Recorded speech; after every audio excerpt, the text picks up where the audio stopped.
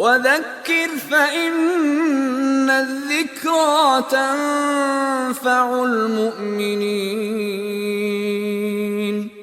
Assalamu alaikum wa rahmatullahi wa barakatuh. May the peace and blessings of Allah be upon you all. I'm Abdullah Oduro and welcome back. Who is Hajj obligatory upon?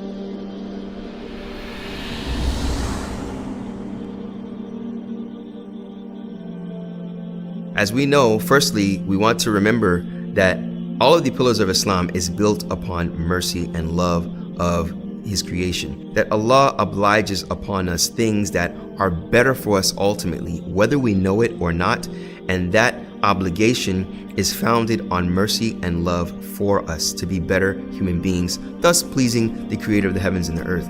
So when we look at the 5 pillars, these are what we should prioritize when it comes to actualizing our purpose of life. From these pillars, or amongst all of these pillars, is built also upon the ability, if you are able to do so.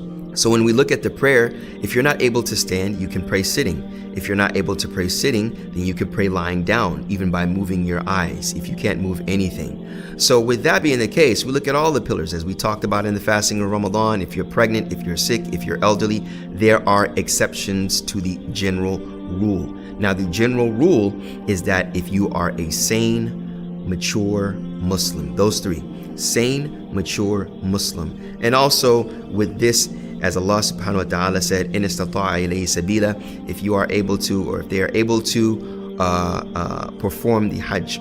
Now, the ability that the scholars have mentioned is primarily that of financial and physical capabilities. So if you're physically able to where, meaning that if you are allowed to travel, which should be confirmed by a physician that allows you to travel, that says you can travel overseas, there's no fear of any sanitary or any health issues, then you are physically able to travel, because it's very important for us to remember, especially when performing Hajj predominantly throughout the year, that it will be hot and you need to stay hydrated. So if there's any fear of, you needing some type of hydration throughout the year or throughout the day, you should consider this.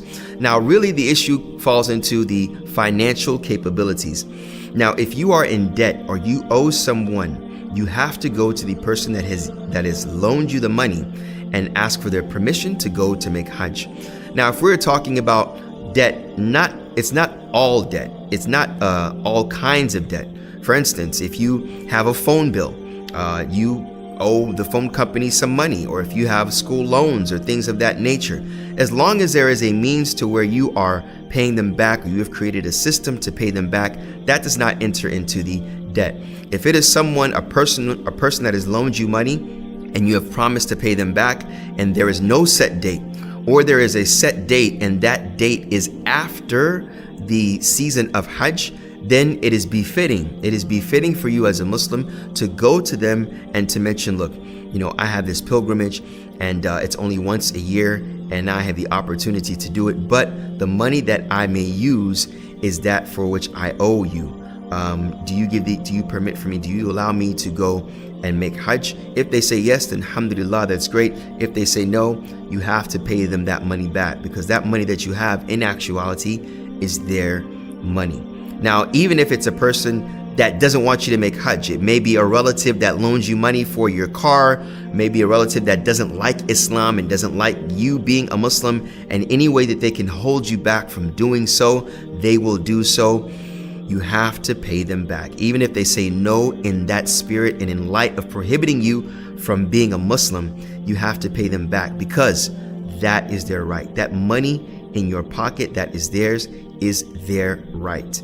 And that, in actuality, if they see that you were to stop or to prohibit yourself or not to perform something that is so dear to you because you are fulfilling a right of theirs, is that not dawah? Is that not a means of showing that you are an upright person? You paying that person back that doesn't like you because you are Muslim is a means of worship, because you are fulfilling a right.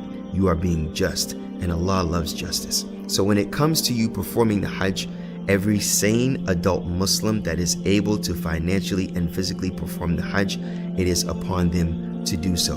And remember, if you are someone that has all of that, a lot of money in your bank account, and you are someone that is able to pay zakat, and you have an amount of money that you are able to make Hajj, see if you can take off from work to make a request to have 2 weeks off, or if you have your yearly vacation, which is around 2 weeks, and even a week, and you have the money to make Hajj, which is primarily roughly around, we could say $7,000 to up to $15,000, you are able to do that. My advice is to fulfill that as quick as possible, as some of the scholars have mentioned that it is obligatory upon the Muslim when the possibility presents itself, that it is obligatory upon them to do so.